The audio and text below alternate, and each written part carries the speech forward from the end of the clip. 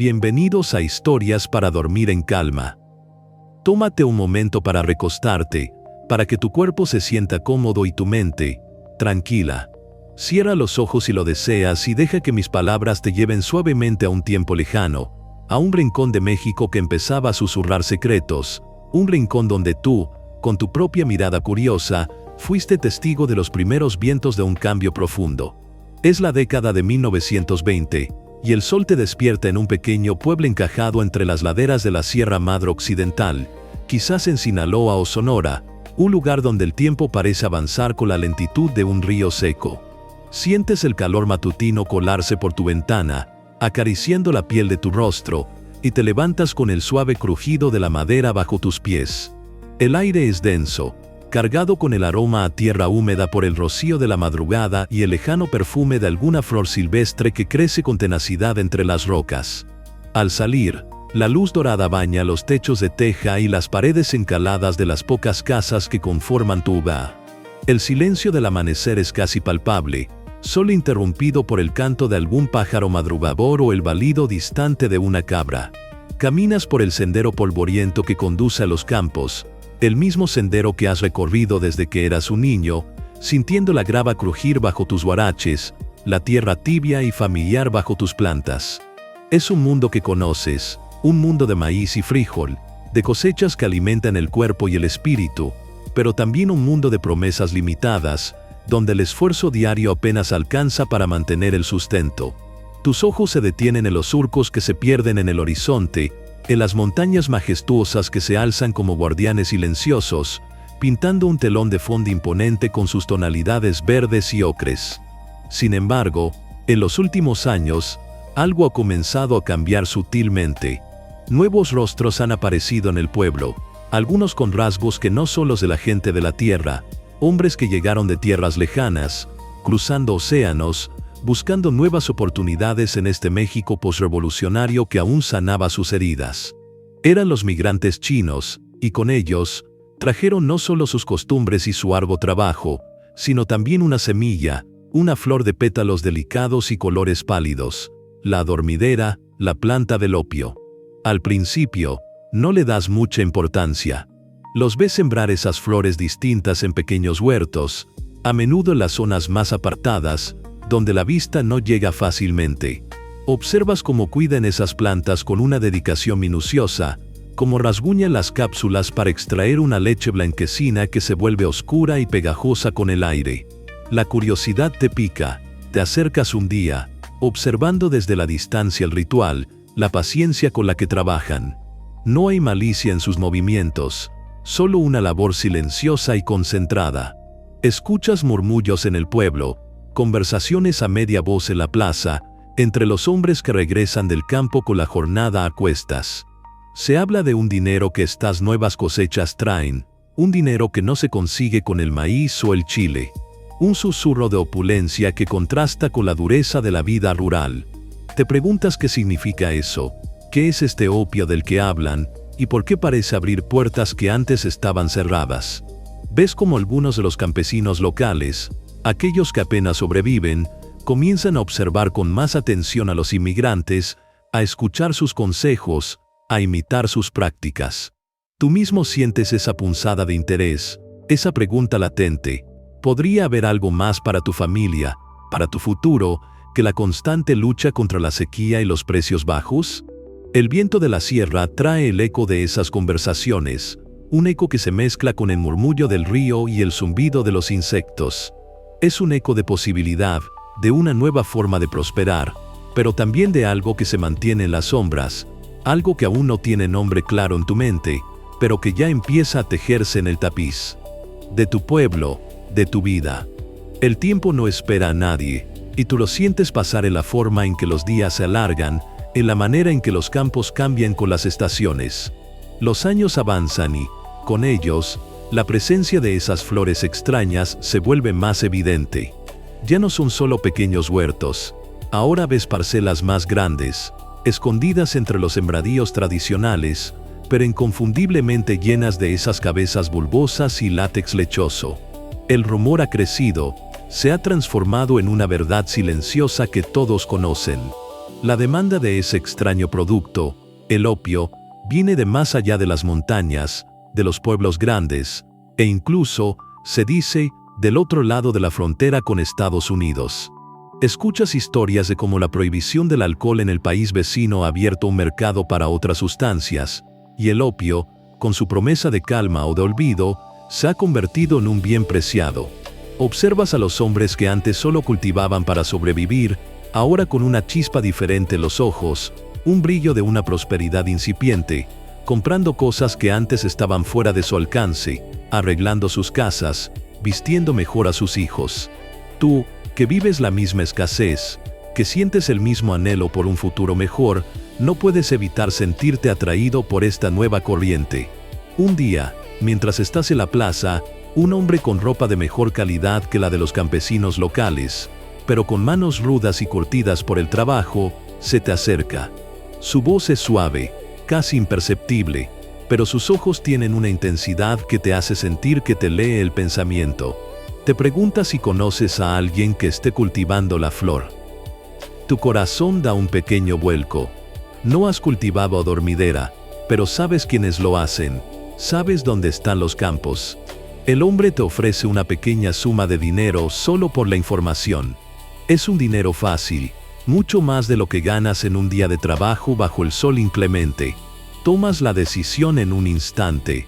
Le das la información.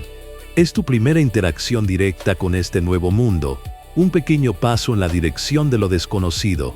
Sientes una extraña mezcla de alivio y una punzada de culpa. Después de todo, estás simplemente señalando un camino. No, no estás haciendo nada malo, solo ayudando a conectar dos puntos. Sin embargo, no puedes negar la sensación de que acabas de cruzar una línea invisible. Las autoridades, por su parte, comienzan a tomar nota. Escuchas a los viejos del pueblo hablar de nuevos edictos, de leyes que vienen de la capital. En 1920, un decreto federal prohíbe la importación de morfina, heroína y cocaína. Luego, en 1923, se prohíbe el cultivo de la adormidera y la marihuana en todo el territorio nacional, y en 1925 se endurecen las penas. De repente, lo que era un susurro de prosperidad se convierte en un murmullo de peligro. Ves cómo la Gendarmería Federal y, en ocasiones, el Ejército, hacen rondas más frecuentes, inspeccionando los campos, confiscando las cosechas ilícitas y arrestando a algunos de los agricultores más pequeños. La tensión se siente en el aire, una calma tensa que precede a la tormenta.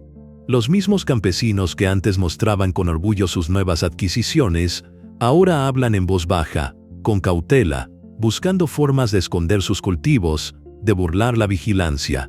Te das cuenta de que esta nueva economía no solo trae dinero, sino también un velo de miedo y una necesidad de sigilo.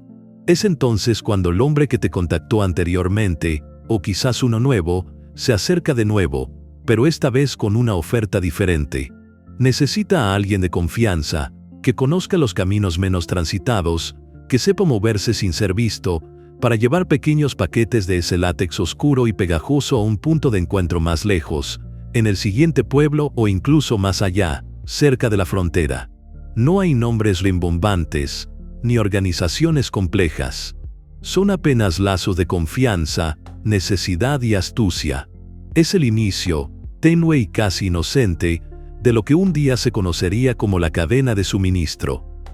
Ya. Ves a ti mismo caminando por senderos que solo los animales o los más experimentados conocen, con un pequeño bulto escondido bajo tu ropa. El peso no es mucho, pero la carga invisible de lo que llevas, de lo que te estás convirtiendo, es inmensa.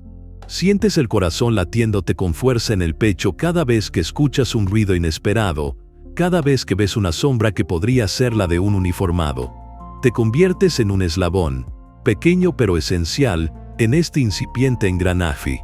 La sierra, que antes te protegía con su silencio, ahora se convierte en un cómplice mudo de tus pasos furtivos.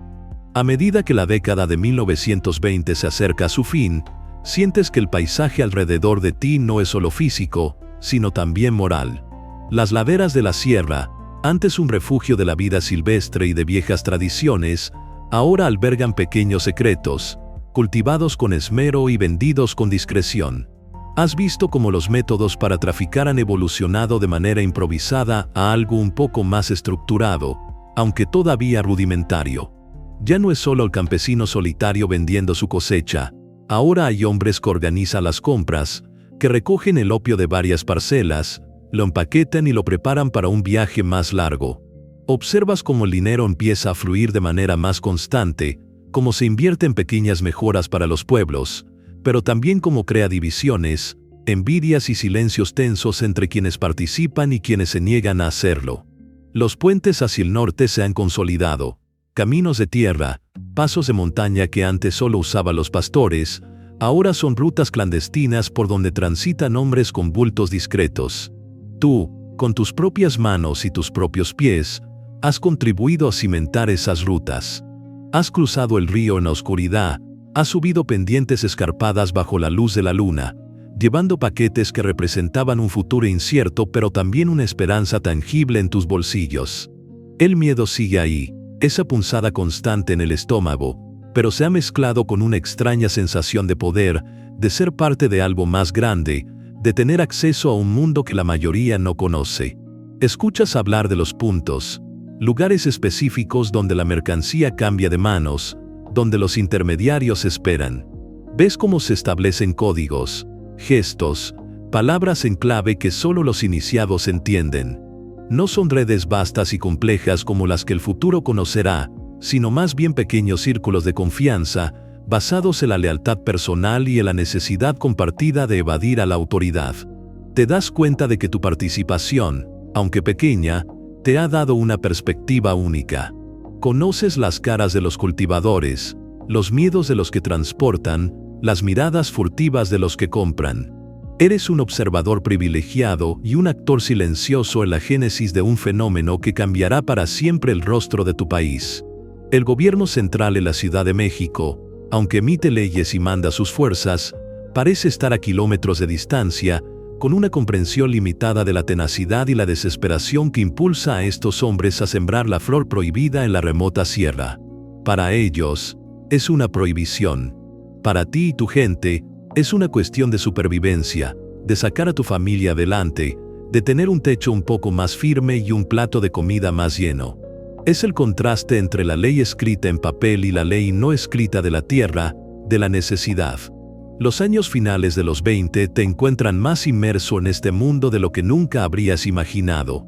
Has aprendido a leer los signos del camino, a escuchar el viento para detectar peligros, a confiar en tu instinto.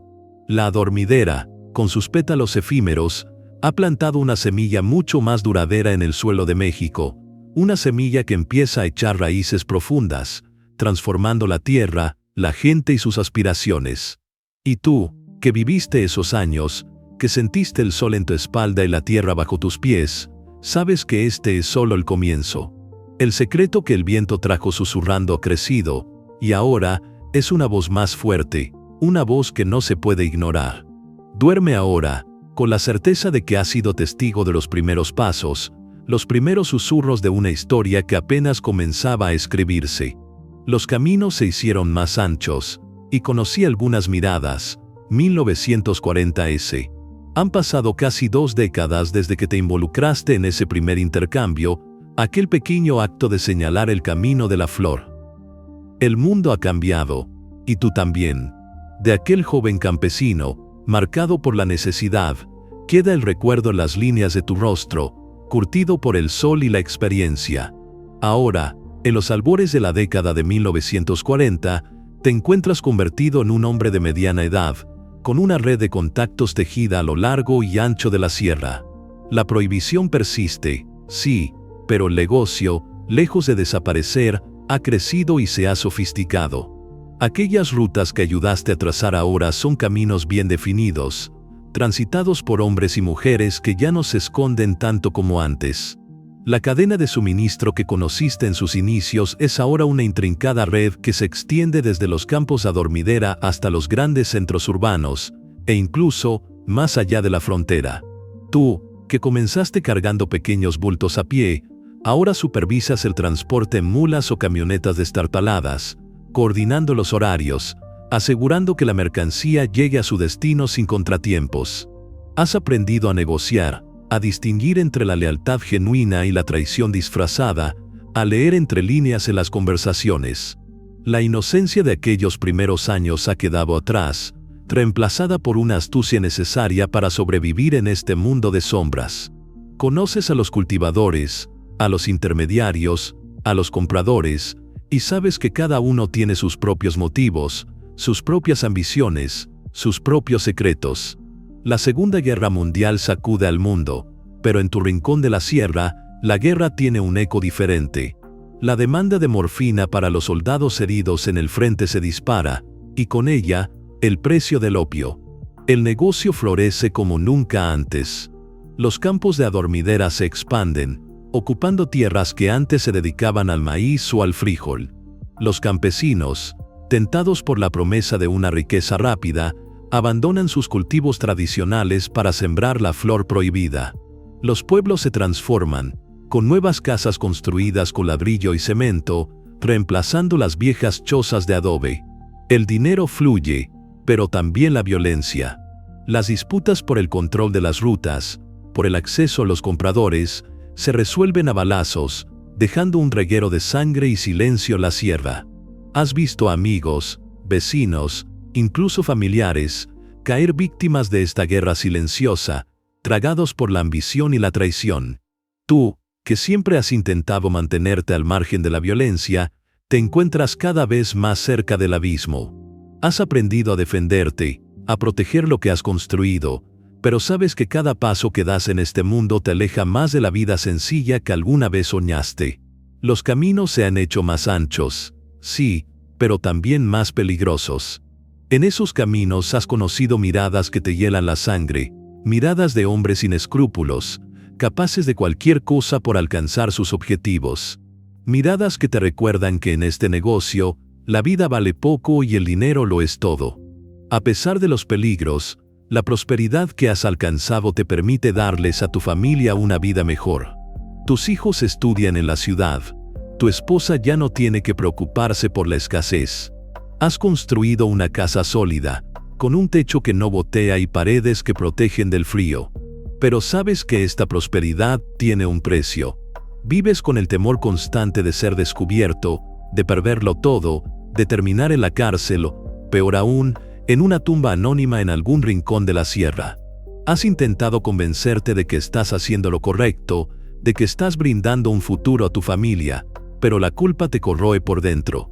Sabes que estás contribuyendo a un negocio que destruye vidas, que alimenta la corrupción y la violencia.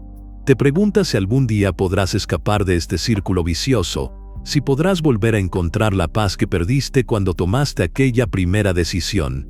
El tiempo pasa, y tú sigues caminando por estos caminos cada vez más anchos, cada vez más oscuros. Los años 40 te encuentran en la cima de tu éxito, pero también al borde del precipicio.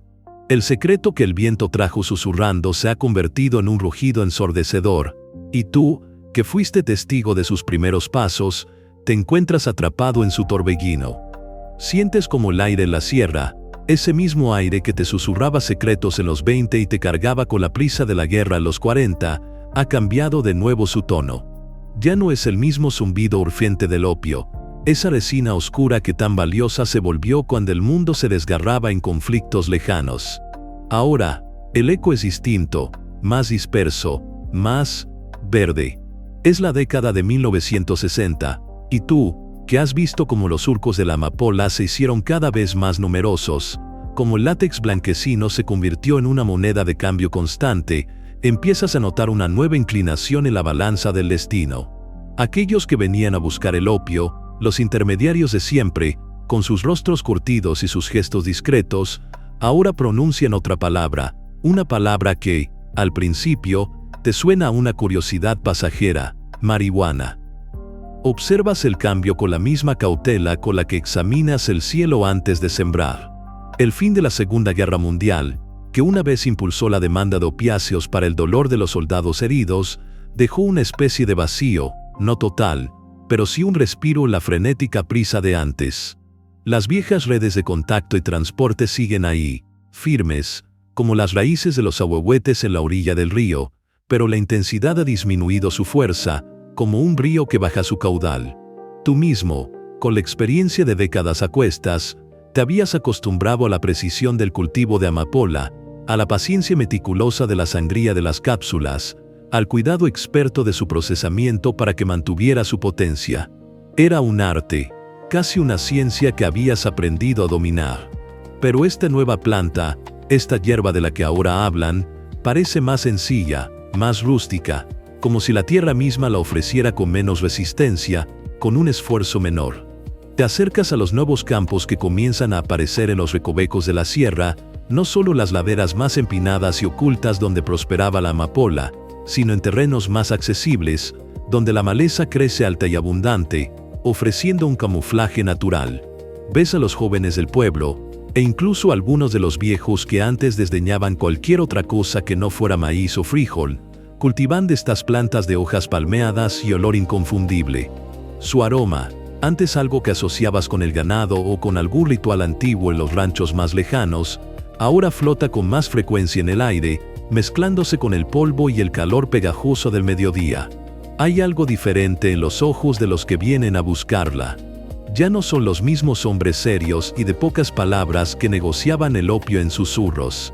Ahora ves rostros más jóvenes, con ropas de colores que no se veían en la sierra, algunos con el cabello largo y un aspecto despreocupado, que vienen de la frontera, o de más allá, del otro lado.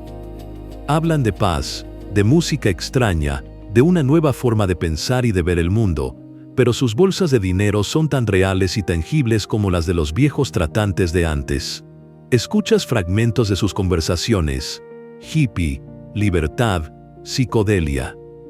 Palabras extrañas que no resuenan con la vida austera y trabajadora de la sierra, pero que traen consigo una promesa de abundancia, una luz en la oscuridad de la escasez. Te das cuenta de que la demanda para esta hierba es diferente. No es para curar el dolor del cuerpo, sino para abrir la mente, para evadir, para experimentar. Y la cantidad que buscan es enorme. Un pequeño bulto de opio se convierte en un fardo pesado de marihuana. La escala de la operación es distinta, mucho mayor.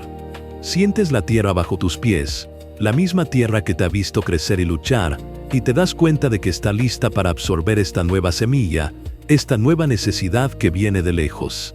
Los agricultores que apenas lograban una cosecha de maíz decente para alimentar a sus familias, ahora ven en la marihuana una oportunidad de oro, una planta que crece con relativa facilidad, que requiere menos cuidados que la amapola y que, sobre todo, no necesita un procesamiento tan complejo para ser vendida.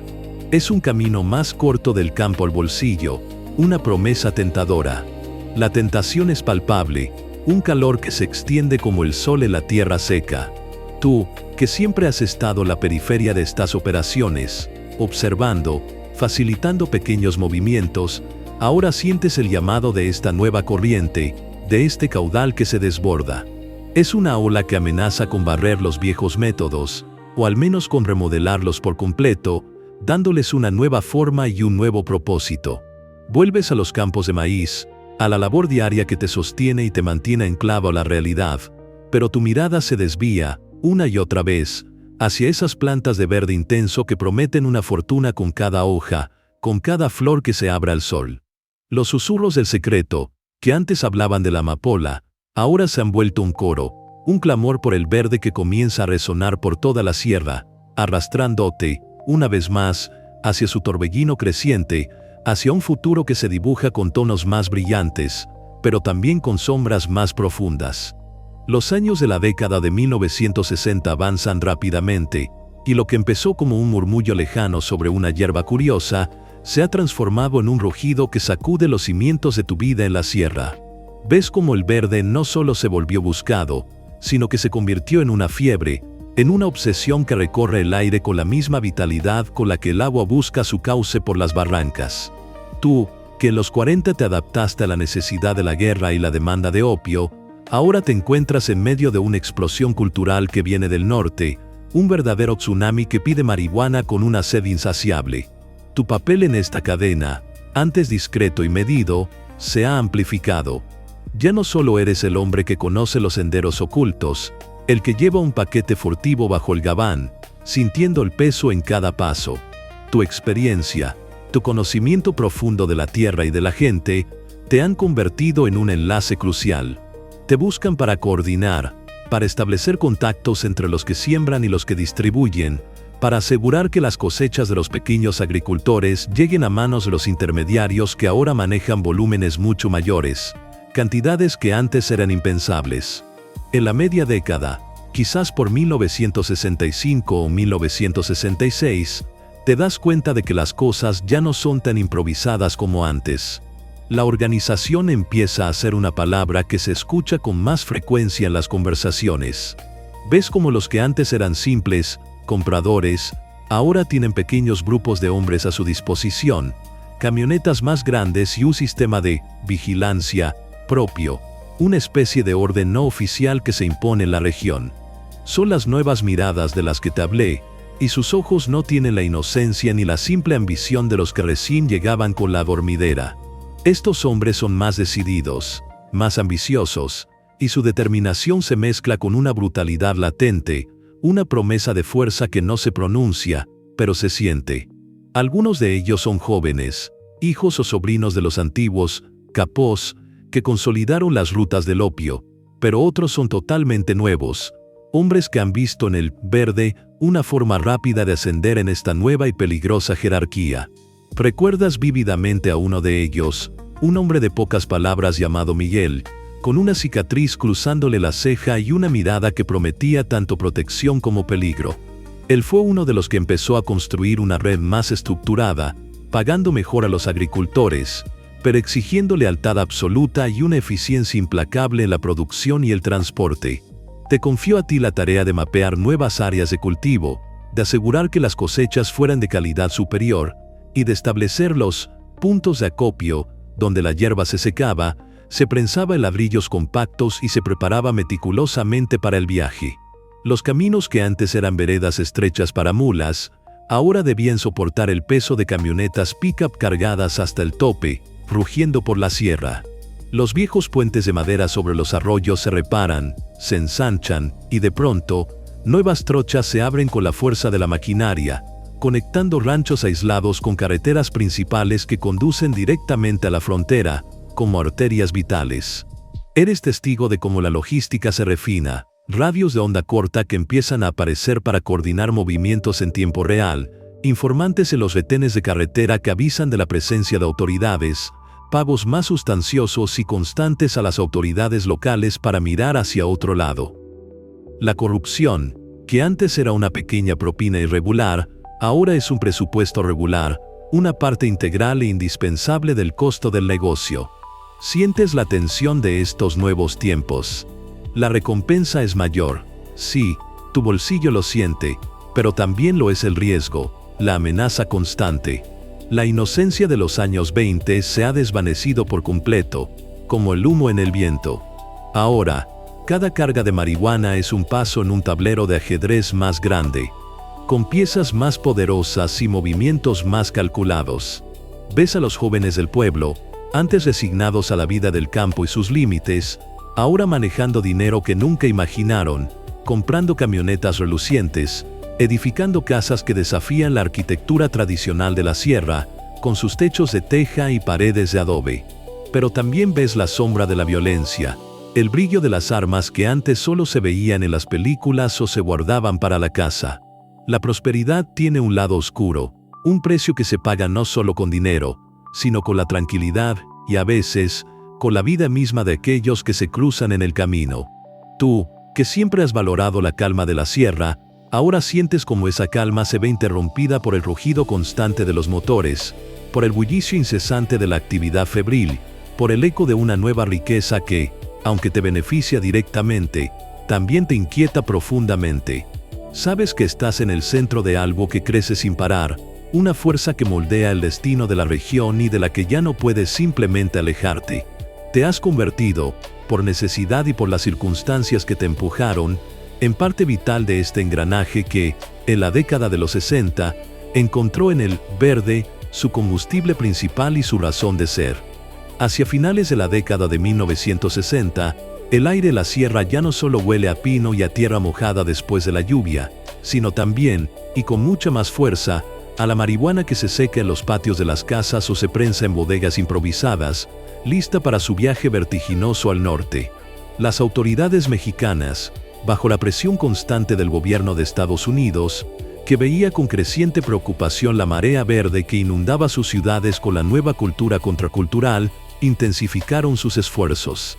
Escuchas en las pocas radios o transistores que han llegado a la región, o en las conversaciones de los que regresan de la ciudad con las últimas noticias, hablar de nuevas operaciones, de helicópteros que sobrevuelan los sembradíos con su ruido ensordecedor y de operativos militares más agresivos, más audaces. Tú mismo, con la experiencia de tantos años moviéndote en las sombras de la sierra, notas que los retenes son más frecuentes, las inspecciones más exhaustivas y temidas. Aquellos sobornos que antes aseguraban un paso libre con una pequeña suma, ahora deben ser más altos, más estratégicos, y aún así, no garantizan una seguridad total. La tensión es palpable, una cuerda estirada que amenaza con romperse en cualquier momento. Vives con la adrenalina constante de la vigilancia, de la necesidad de estar un paso por delante de quienes buscan desmantelar este negocio que se ha convertido en el sustento de miles de familias. Los pequeños sembradíos de amapola, que aún persisten en las zonas más recónditas, quedan eclipsados por la vasta extensión de los campos de marihuana. El verde ha conquistado la tierra y la economía, redefiniendo el paisaje. Y esta expansión trae consigo no solo más dinero, sino también más problemas, más roces. Las miradas que antes te ofrecían un trato, ahora se observan entre sí con desconfianza, con la sospecha grabada en sus rostros. La competencia por los mejores terrenos, por las rutas más seguras, por los puntos de venta más lucrativos en la frontera, genera fricciones constantes, discusiones que se vuelven más acaloradas con el tiempo. Escuchas historias de disputas que terminan mal, de enfrentamientos violentos entre grupos rivales que antes convivían en una paz tensa y forzada. No son aún las guerras abiertas y feroces del futuro, pero son las primeras escaramuzas, los primeros avisos de que la riqueza desmedida, cuando no está regulada por ninguna ley o moral, genera sus propias batallas, sus propios códigos de sangre. Te sientes como un punto en medio de un mapa que se dibuja con líneas de codicia y poder, un mapa que se extiende mucho más allá de tu humilde pueblo. Ves como algunos de los hombres con los que has trabajado codo con codo, incluso aquellos con los que compartiste el riesgo de los primeros años de los 20, se endurecen, se vuelven más fríos, más calculadores, sus ojos perdiendo la calidez que alguna vez tuvieron. La lealtad se vuelve volátil, sujeta al mejor postor o a la amenaza más convincente, una mercancía más en este mercado sombrío. Tú, que valoras la palabra empeñada y la confianza como pilares de la vida, observas con cierta tristeza cómo esos principios empiezan a desdibujarse en el ansia de acumular más, de controlar más, de tener un poder que va más allá del dinero. A finales de los 60, eres un veterano curtido de este mundo clandestino. Has visto cómo una semilla extranjera se convirtió en un susurro tenue, cómo ese susurro se transformó en una necesidad durante la guerra, y cómo esa necesidad se diversificó y se amplificó hasta convertirse en una corriente inmensa de verde que fluye imparable del corazón de la sierra hacia el norte, marcando un camino sin retorno. Has sido testigo de la transformación radical de tu entorno, de tu gente y, profundamente, de ti mismo. Los pueblos que antes vivían del autoconsumo y de la esperanza de una buena lluvia para sus cosechas, ahora tienen dinero, sí, camiones, radios, pero también están envueltos en una red compleja, de complicidades y peligros que acechan en cada esquina. La prosperidad ha llegado, pero no sin un precio muy alto. Los caminos se han ensanchado, no solo físicamente para que pasen los camiones, sino también en el alcance de sus consecuencias, en la profundidad de sus raíces. Lo que en los 20 era una operación de supervivencia, en los 60 es un vasto sistema, con sus propias reglas no escritas, sus propios líderes poderosos y sus propios conflictos latentes que prometen estallar. El cielo de la sierra, que antes te parecía tan inmenso y protector, ahora a veces parece más pequeño, cubierto por las nubes oscuras que trae este nuevo amanecer de la droga. Te acuestas por las noches, el cuerpo cansado por el trabajo, la mente rumiando los acontecimientos del día. Escuchas el sonido del viento, el mismo viento que te trajo los primeros secretos lejanos, y ahora, en los últimos años de esta década, te trae el eco ineludible de un negocio que ya no tiene vuelta atrás. Te has convertido, sin quererlo del todo, en una pieza fundamental en el tablero de este México que se reinventa en las sombras, un México donde el verde es el nuevo oro, y tú, parte esencial de su historia profunda y compleja. Duerme ahora, sabiendo que has caminado por esos caminos, que has visto esas miradas, y que la historia aún tiene mucho que contarte. Sientes como los años 80 se despliegan ante ti, como un mapa vasto y complejo que se ha extendido sobre la misma tierra que una vez trabajaste con tus propias manos. Atrás quedaron los 60, con su fiebre verde y sus ecos de libertad que se mezclaban con el olor dulzón de la marihuana secándose al sol. La amapola, que fue la primera semilla de este camino, sigue creciendo en los rincones más lejanos de la sierra, un recuerdo persistente de los orígenes, pero ya no es el motor principal. Ahora, la atmósfera es distinta, más densa, más silenciosa en apariencia, pero con una corriente subterránea de poder que fluye con una fuerza imponente. Es la calma tensa de un reino que ha crecido, no con la estridencia de un nuevo imperio, sino con la discreción calculada de una fuerza que se ha asentado profundamente en el entramado de la tierra y de la sociedad.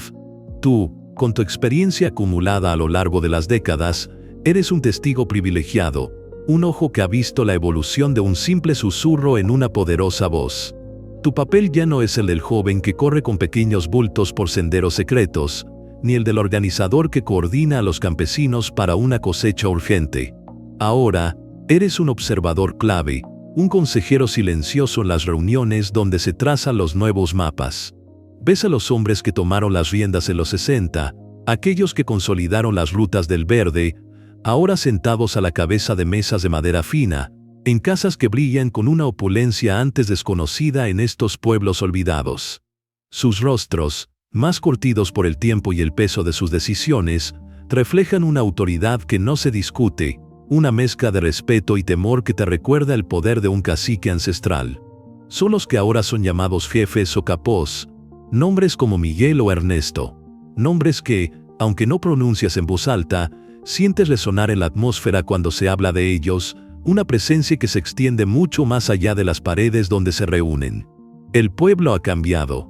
Las casas de adobe han dado paso a construcciones de ladrillo, con antenas de televisión que captan señales de las grandes ciudades, y los caminos de tierra batida, por los que antes solo pasaban mulas, ahora están transitados por camionetas Ford y Chevrolet del año, relucientes bajo el sol, con vidrios polarizados que ocultan a sus ocupantes, añadiendo un velo de misterio a cada movimiento.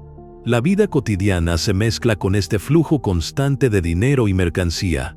La tiendita de la esquina vende ahora productos importados, los niños visten ropa nueva, y la escuela del pueblo, que antes apenas tenía libros, ahora luce un aspecto renovado, financiada por donaciones de estos nuevos benefactores.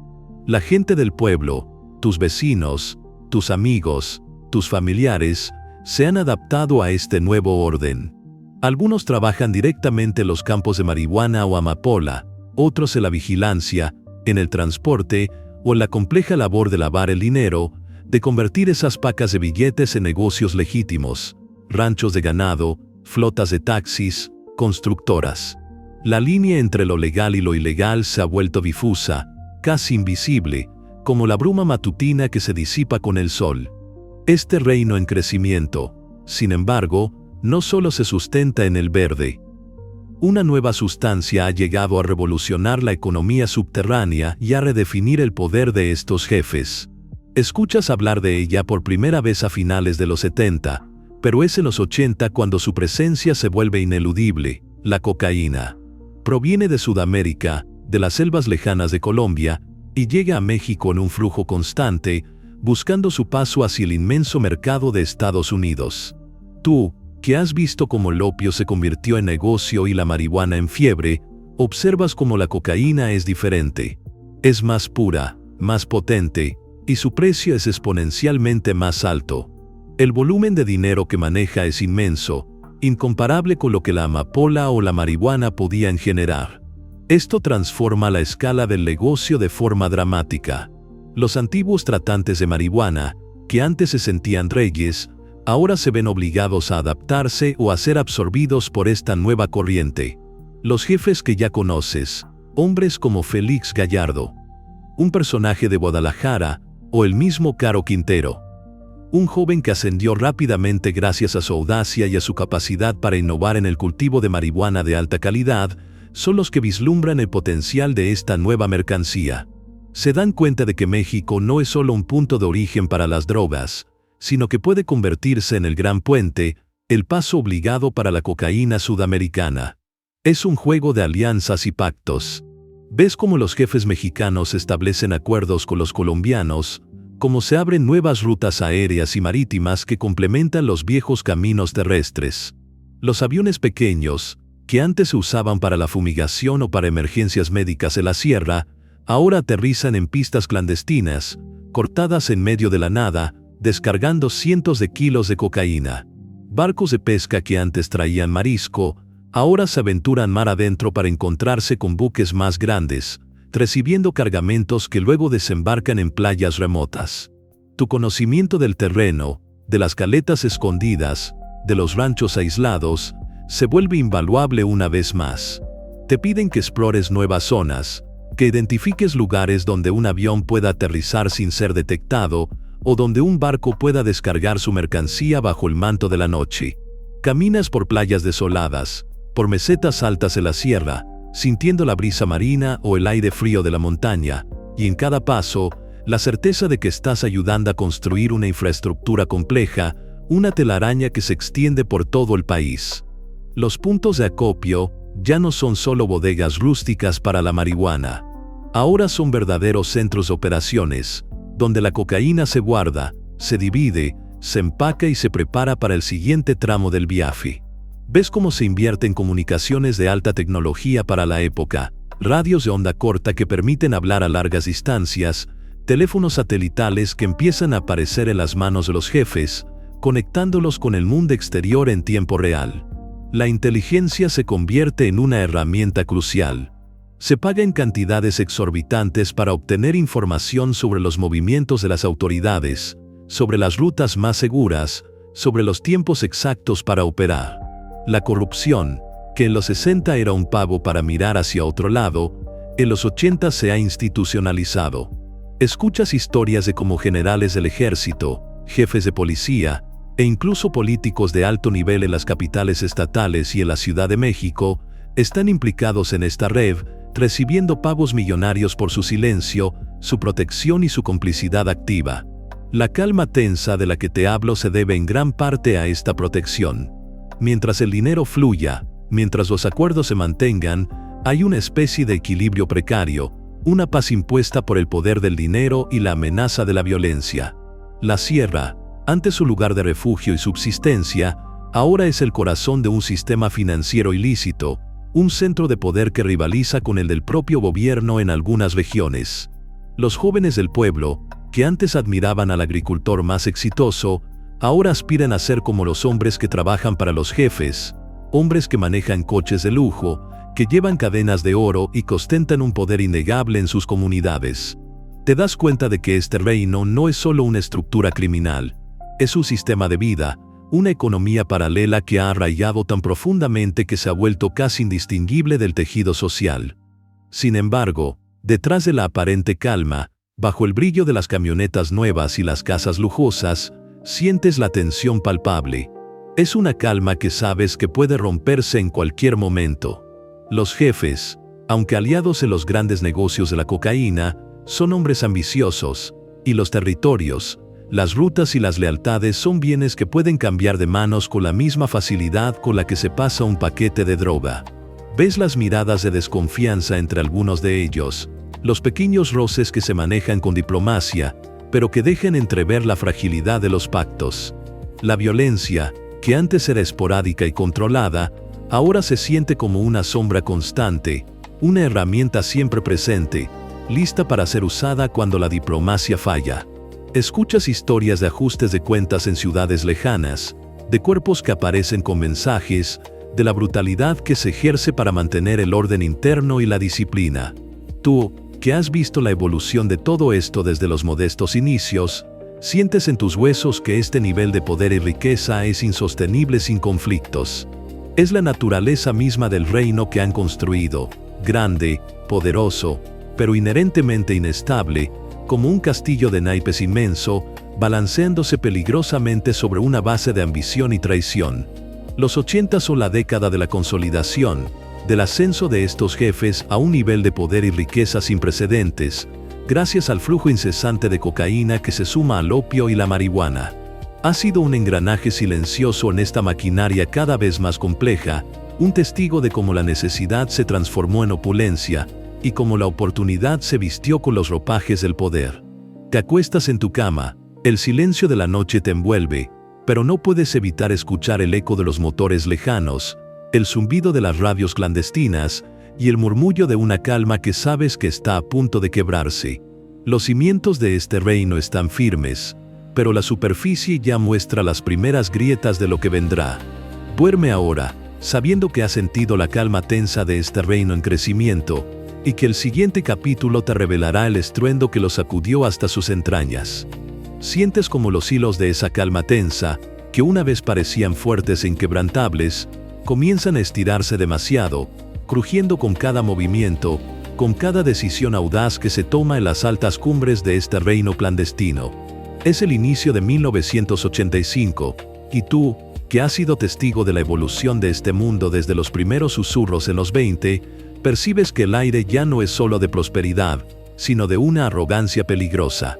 Los jefes, figuras como Miguel Ángel Félix Gallardo, con su mente aguda para los negocios, hombres como Rafael Caro Quintero, audaz y con un dominio sorprendente para las cosechas de marihuana, y el buen Ernesto Fonseca Carrillo, conocido como Don Neto, el negociador experimentado y el hombre que mantenía unida a esta poderosa federación, se sienten invencibles.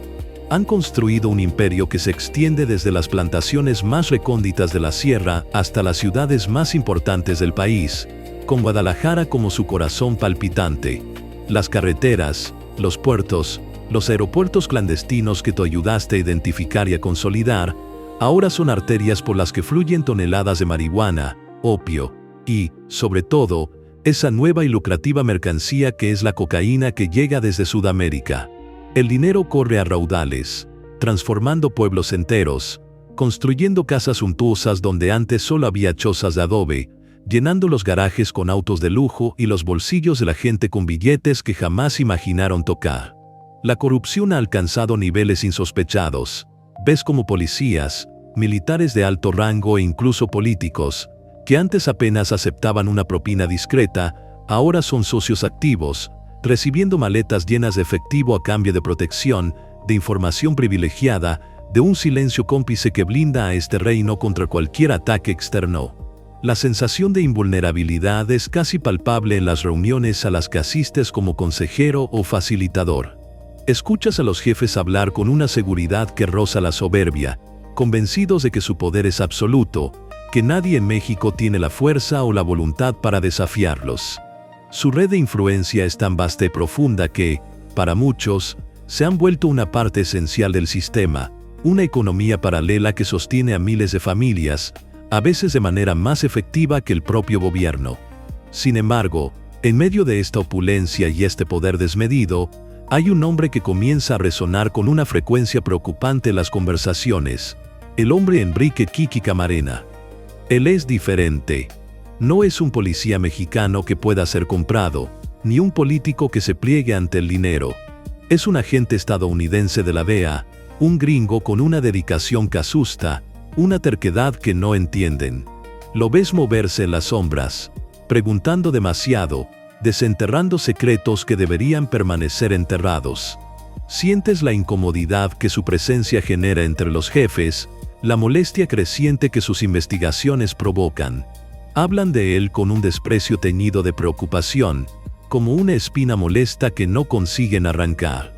Tu instinto, curtido por décadas de moverte en la delgada línea entre la ley y el crimen, te dice que algo no anda bien, que la paciencia de estos hombres poderosos se está agotando. La tensión sube un escalón más cuando, A finales de 1984, el golpe más grande hasta entonces sacude la Federación, ahí en el rancho El Búfalo. Desde tu posición, aunque no estuviste directamente allí, percibes el impacto de su destrucción. Era una plantación de marihuana inmensa, un verdadero mar verde de 1000 hectáreas en el desierto de Chihuahua, la joya de la corona de Rafael Caro Quintero. Un proyecto audaz que involucraba a miles de trabajadores, con su propia infraestructura, desde pozos de agua hasta campamentos y almacenes. Su desmantelamiento por parte de las autoridades mexicanas, con el apoyo de la DEA y la información crucial de Camarena, fue un golpe devastador, una pérdida de miles de millones de dólares. El estruendo de esa operación, aunque lejos, resonó en cada rincón de la sierra, dejando una estela de furia y sed de venganza entre los capós. Los escuchas, con el rostro contorsionado por la ira, jurar que alguien pagaría por esa afrenta. La calma tensa de antes se convierte en un silencio ominoso, cargado con la promesa de una tormenta inminente. La figura de Camarena se convierte en el blanco de esa rabia contenida, el símbolo de la intromisión extranjera que había osado desafiar el poder absoluto de estos hombres. La atmósfera se vuelve pesada, irrespirable, con la premonición de que una línea que nadie creía que se cruzaría, estaba a punto de ser traspasada con consecuencias inimaginables. Y entonces, el 7 de febrero de 1985, el mundo se quebró. No con un terremoto que sacudiera la tierra, sino con un estruendo lejano que, sin embargo, hizo temblar hasta los cimientos de tu vida y de todo lo que conocías. La noticia llega a ti fragmentada, primero como un rumor aterrador que corre de boca en boca, luego como una certeza fría que se instala en el corazón de la sierra. Kiki Camarena ha desaparecido en Guadalajara. Lo secuestraron en plena luz del día, en una calle concurrida, en el corazón de la ciudad que los jefes consideraban su bastión impenetrable. La audacia del acto, el atrevimiento de tomar a un agente estadounidense, te hiela la sangre. Sabes, sin que nadie lo diga explícitamente, que esto va más allá de un simple ajuste de cuentas. Esto es cruzar una línea roja, una línea que, hasta ahora, todos habían respetado, incluso los más sanguinarios. La calma que había antes se desintegra en un instante, reemplazada por un pánico generalizado, por un miedo que no se había sentido con tanta intensidad desde los años más duros de la revolución. Las radios clandestinas, que antes transmitían mensajes codificados sobre cargamentos y rutas, ahora solo balbucean noticias confusas y órdenes frenéticas. Los jefes, que antes parecían intocables, ahora son cazados. La presión de Estados Unidos es brutal e inmediata. La DEA no perdona. Lanzan una operación masiva, que los periódicos y la radio llaman Operación Leyenda, una búsqueda sin cuartel que paraliza la frontera y pone de cabeza al gobierno mexicano. Las palabras se susurran en las noches de miedo. Rafael Caro Quintero es el principal señalado. La rabia por la destrucción del Búfalo, la sed de venganza, lo habrían llevado a este acto impensable. Tú sientes la repercusión directa. Los camiones paran, los pagos se suspenden, la cadena de suministro se congela. El flujo de dinero se detiene, y con él, la aparente estabilidad de tu comunidad. Los hombres que antes trabajaban en los campos, o en el transporte, ahora se esconden, temerosos de lo que vendrá. La confianza se ha roto, no solo entre los criminales y las autoridades, sino dentro de las propias filas del narcotráfico. La sospecha se instala en todas partes. ¿Quién es el soplón? ¿Quién se rompió? Los mismos que antes eran socios, ahora se miran con recelo, buscando culpables, temiendo ser los próximos en caer. La sierra, que antes era tu refugio, se convierte en un laberinto de miedo. Las autoridades mexicanas, que antes eran cómplices silenciosos, ahora se ven obligadas a actuar con una ferocidad inusitada, presionadas hasta el límite por Washington. Realizan redadas en todos los ranchos, en todas las casas, buscando a los responsables con una determinación que nunca antes habías visto. Te das cuenta de que la protección de los viejos tiempos ya no existe. El pacto tácito de impunidad se ha roto con el secuestro de Camarena. La desaparición de la gente no es solo la historia de un hombre, Es el punto de inflexión de una era. Es el fin de la relativa paz que había permitido a este reino crecer en las sombras. Es el sonido de los cimientos resquebrajándose, la brutalidad de lo que le sucedió a Camarena y a su piloto, los detalles macabros de su tortura que se filtran semanas después, cuando sus cuerpos son encontrados un mes más tarde en marzo de 1985, cerca de una carretera en Michoacán, aterrorizan a todos. Es la evidencia más cruda de la crueldad que puede desatar este mundo, una crueldad que hasta ese momento se había mantenido más oculta, más selectiva. Esa noche, el 7 de febrero, y las semanas que le siguieron, la oscuridad descendió sobre México, y contigo, sobre la sierra. Fue el fin de la inocencia, el fin de la ilusión de un control absoluto. El estruendo lejano no fue solo un sonido, fue la onda expansiva de una explosión que cambiaría para siempre el curso de la historia del narcotráfico.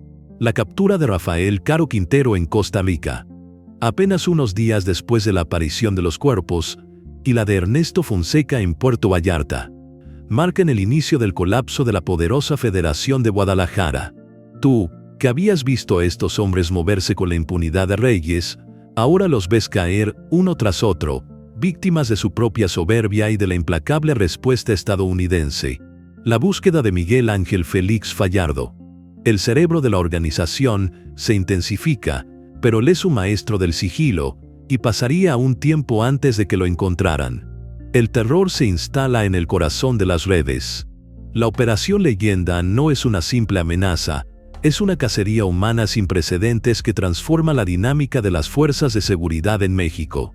La presión de Estados Unidos obliga al gobierno mexicano a una limpieza interna, a una purga de los elementos corruptos que habían protegido a los capós. Aunque sabes que la corrupción es un mal profundo y que no desaparecerá de la noche a la mañana, la aparente determinación de las autoridades te indica que las viejas reglas han caducado. El miedo se extiende como una plaga entre los niveles más bajos de la organización. ¿Quién se queda? ¿Quién huye? ¿Quién será el siguiente en ser interrogado, torturado o asesinado? Los viejos lazos de lealtad, que antes eran firmes como la roca, ahora se disuelven bajo la presión del pánico y la traición. Ves a gente que conocías desaparecer de la noche a la mañana, sin dejar rastro, víctimas de la purga interna o de la cacería de las autoridades.